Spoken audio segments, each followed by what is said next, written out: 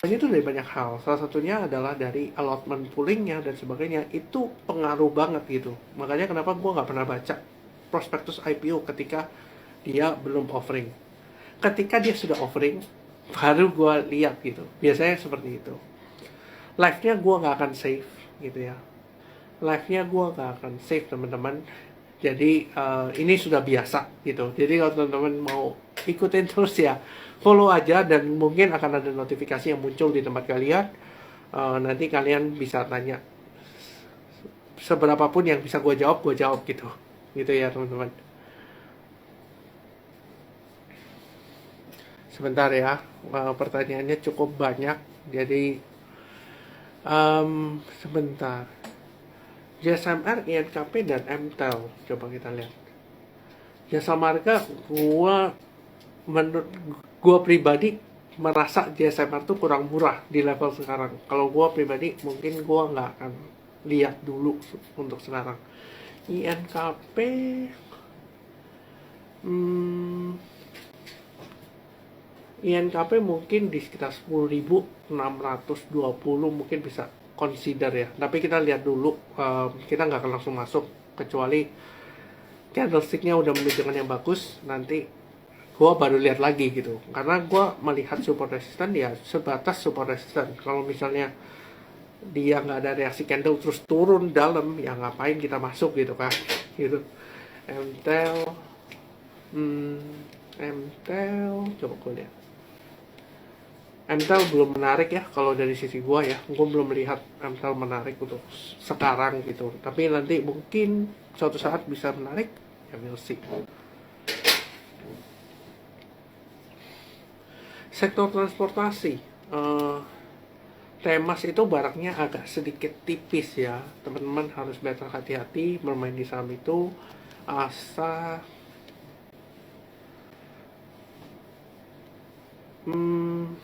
Asa ya, Asa harusnya lebih oke, menurut gua ya, menurut gua lebih oke. Tapi gua masih bingung katalisnya apa untuk Asa ya. Gua masih bingung so far ya. Kalau mau bermain agak sedikit panjang, harus ngerti ceritanya itu bakal seperti apa. Tapi so far gue masih belum bisa memikirkan di kepala gue Asa itu storynya bakal apa gitu. Itu yang gue masih belum pikirin. Itu sih, ini kan cuma mengira-ngira ya setting up medianya seperti apa dan sebagainya gitu. Esa kayaknya masih boleh ya. Esa Esa oke sih. Esa oke. Kalau gue pribadi mungkin Esa akan konsolidasi dulu. Untuk gue pribadi Esa akan konsolidasi dulu. Harga amonia belakangan juga agak sedikit naik. Harga amonia juga agak sedikit naik ya, mungkin better bisa dipertimbangkan karena dengan kenaikan yang terjadi di ESA di tanggal 11 September sampai 3 sampai sekitar 14 September itu belum ada terjadi buangan yang signifikan gitu. Kalau gue pribadi, gue akan melihat nanti itu untuk ESA ya. Mungkin kalau teman-teman lihat di sekitar 740 mungkin akan menarik untuk ESA ya. Itu dari gue pribadi, teman-teman bisa setting up di trading plan teman-teman masing-masing gitu.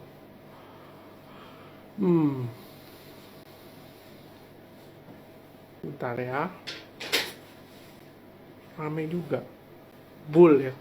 Bull ini dulu repo. Gue agak sedikit gak suka dengan saham repo gitu ya. Agak gak suka dengan saham repo. Uh, itu cuma preferensi ya teman-teman untuk saham-saham tersebut. Kalau gue mungkin cenderung hindari kalau gue pribadi. Untuk Raffi, Raffi juga gue skip ya. Volumenya juga cenderung turun di akhir-akhir ini, jadi belum ada likuiditas, belum ada yang kesana gitu. Waduh, banyak sekali ya. Ternyata banyak sekali. Indika ya, coba kita lihat Indika Energy. Indi sekarang lagi di support sih sebenarnya. Indika juga lagi di support ini.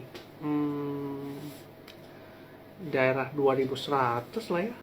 Menurut gue boleh untuk Indika ya. Soal saham energi itu kan sebenarnya gongnya itu ada di Q4 karena berkaitan dengan winter kan.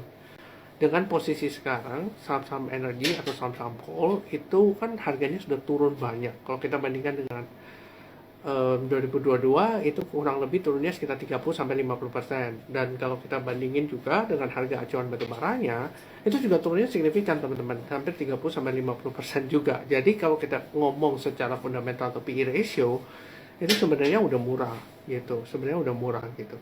Jadi kalau gue pribadi ya sudah melirik ke arah sana, tapi gue lagi menunggu entry point yang pas gitu untuk beberapa emiten ini. Dan secara teknikal price action juga masih cukup oke untuk beberapa saham batubara ya. Kita bisa lihat Indi, lalu kita bisa lihat ITMG, PTBA yang agak sedikit kurang oke ya. Adaro sih oke juga.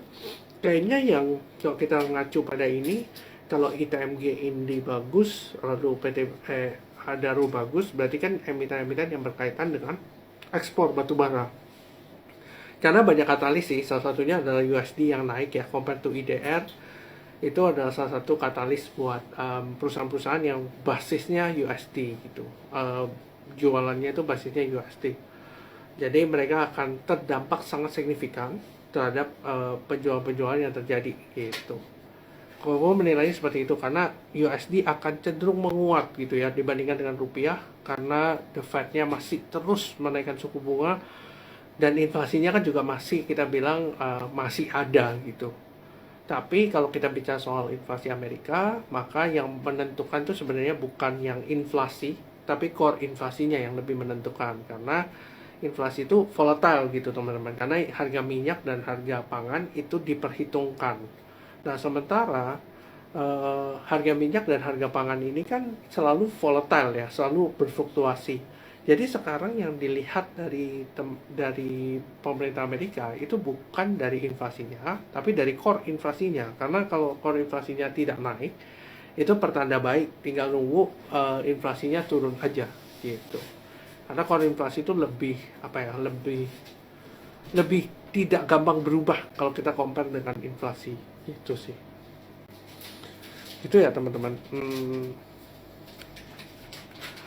Bahas oil ya, oil itu juga salah satu ini ya, kita bisa bilang story-nya panjang karena kita bicara nih oil ya, saham-saham yang berkaitan dengan minyak-minyakan dan sebagainya. Saham yang berkaitan dengan minyak ini kan juga maksudnya minyak ini kan dikendalikan oleh OPEC dan OPEC itu dikuasai oleh beberapa negara, salah satunya Rusia, Saudi Arabia yang mungkin akan menjadi satu aliansi.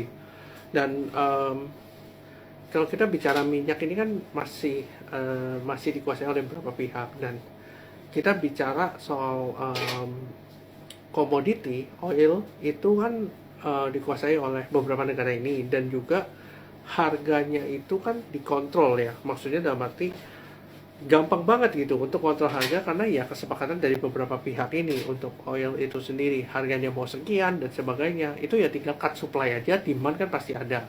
Tapi permasalahan dari harga oil itu adalah demand dari China yang memang masih melemah dan supply-nya juga masih belum terlihat ada perbaikan karena kalau kita bicara soal minyak itu biaya eksplorasi itu sangat mahal. Makanya kenapa Rusia dan Saudi Arabia itu selalu menekan supply supaya harganya itu tetap kompetitif, supaya ketika mereka ngebor minyak dan mereka berhasil, mereka itu bisa cepat BEP-nya. Makanya kenapa itu tujuan OPEC itu untuk meningkatkan nge-cut supply supaya menjaga harga minyak di level tertentu.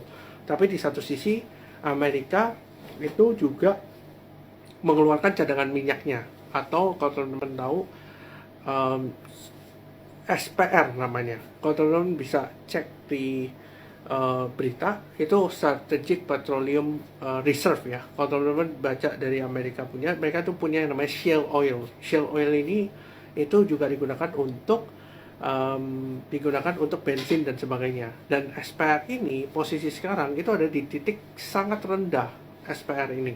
Nah, ketika SPR itu berada di titik sangat rendah, berarti kan dia guyur supply kan ke pasar supaya menekan harga.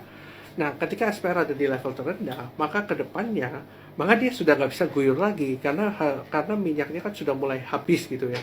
Dan ketika minyaknya sudah mulai habis, maka harga itu akan cenderung up gitu. Makanya minyak ini story-nya akan panjang, tergantung teman-teman bisa menahan nggak ketika volatilitas itu terjadi.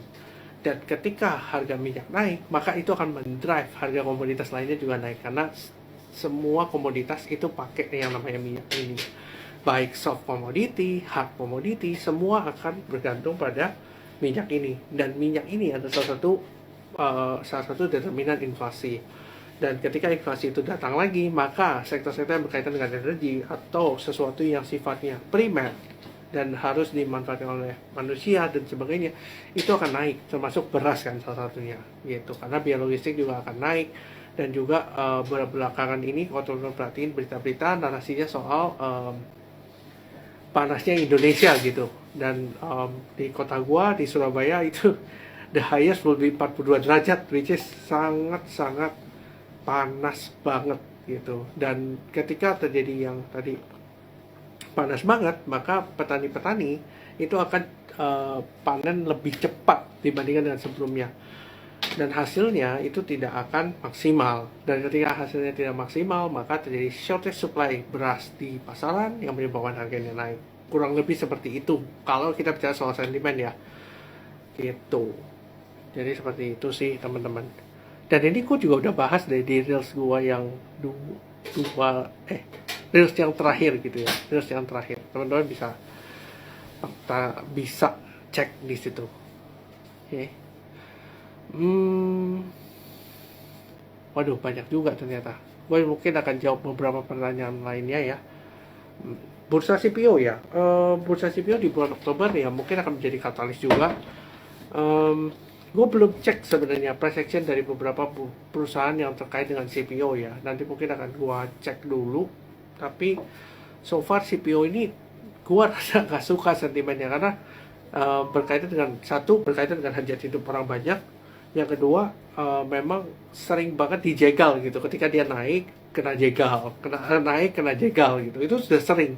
Entah ceritanya karena dia nggak boleh ekspor lah, terus ada ceritanya harus DMO lah, dan teman-temannya. Ini cerita-ceritanya ya teman-teman, cerita-ceritanya. Padahal secara fundamental ya tidak seperti itu. Tapi ya namanya market itu selalu di drive oleh sentimen gitu. Sentimen itu selalu seperti itu.